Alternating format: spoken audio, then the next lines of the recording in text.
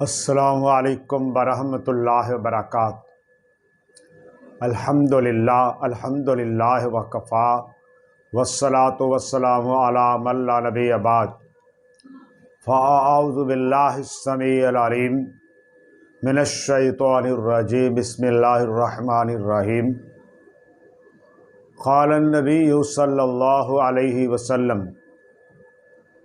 من کان یؤمن باللہ والیوم الآخر فلیقل خیرا او لیصمت۔ میرے محترم بھائیوں، زبان اللہ تعالیٰ کی بہت بڑی نعمت ہے۔ یہ ہمارے ما فی الضمیر کے اظہار کا ذریعہ ہے، لیکن اس کا درست استعمال، جیسا کہ نبی علیہ السلام نے فرمایا، من صمت نجا، سنن ترمذی کی حدیث۔ جو شخص خاموش ہو گیا وہ بچ گیا۔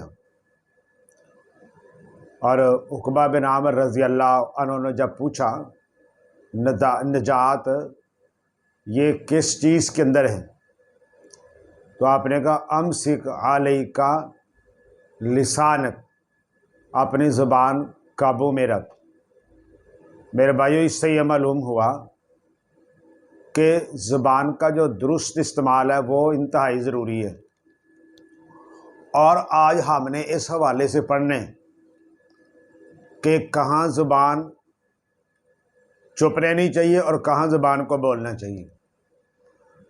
ہم نے عام طور پر ان دونوں چیزوں کو گڑمڑ کر دیا ہے۔ کچھ مقام ایسے ہوتے ہیں جہاں زبان کو بند رکھنا بہتر ہوتا ہے۔ مثال کے طور پر، اگر ہمارے ساتھ کوئی بندہ بدسلوکی کا مظاہرہ کرتا ہے، اس کا رویہ ہمارے ساتھ ٹھیک نہیں ہے، تو ضروری نہیں ہے کہ ہم فوراً اس کو جواب دیں ڈبل ٹرپل کر کے کہ جناب اس کی یہ ضرورت، مجھے یہ کہے تو اس نے مجھے ایک بات کی تھی، میں 10 کر کے چھوڑوں گا۔ یہاں خاموشی اختیار کرنی چاہیے تھی، تو ہم یہاں زیادہ زبان چلا جاتے ہیں۔ اگر کوئی ہمارا مسلمان بھائی، ہمیں اس کی کوئی کمی کوتاہی کا پتہ چلتا ہے، تو اس کو نشر کرنے کے معاملے میں زبان کو بند رکھنا، اس کے عیب کو، کمی کوتاہی کو اچھالنا نہیں، وہاں زبان کو بند رکھنا ہے۔ یہاں بند رکھنے کا حکم ہے۔ ہاں، علیحدگی میں رہنمائی کر سکتے ہو، لیکن لوگوں کے سامنے اس کی کمی کوتاہی اور عیب کو بیان کرنا، یہاں کیا کرنا، یہاں خاموشی اختیار کرنی ہے، اس کے عیب کو بیان نہیں کرنا۔ ایسے ہی اور مقامات ہیں کہ جہاں پہ خاموشی اختیار کرنے کا حکم ہے، جیسا کہ سورہ المومنون میں ہے، والذین هم عن اللغو معرضون۔ مومن فضول باتوں سے پرہیز کرتے ہیں، فضولیات زبان کے اوپر نہیں لاتے۔ تو معلوم یہ ہوا کہ مسلمان مومن جو ہے وہ دوسروں کی طرف سے اگر تکلیف دینے کا مظاہرہ ہو، فوراً جواب دینے کی بجائے خاموشی اختیار کر کے صبر کا مظاہرہ کرتا ہے۔ نمبر 2، وہ لوگوں کے عیوب، کمی اور کوتاہی کو اجاگر کرنے کی بجائے ان کے اوپر پردہ ڈالتا ہے، خاموشی اختیار کرتا ہے۔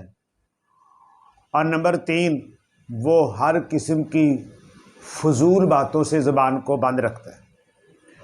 اب وہ کون سے موقع ہیں جہاں پہ بولنا ضروری ہے؟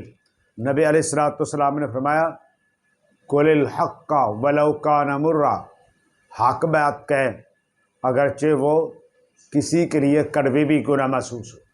اگرچہ میں نہیں کہتا بھی حق بات کہنے کا انداز بے جا ہونا چاہیے، نہیں، انداز اچھا ہونا چاہیے، لیکن حق کو چھپانا نہیں چاہیے۔ نبی علیہ السلام نے فرمایا، الساکت من الحق، یہ جو حق بات کہنے سے مومن چپ ہو جاتا ہے نا، وہ گونگا شیطان ہے، شیطان اخرس، وہ گونگا شیطان ہے۔ اس لیے کہ یہاں بولنے کا موقع ہے، یہاں زبان بند رکھنے کی اجازت نہیں ہے، یہاں بولنے کا مقام ہے۔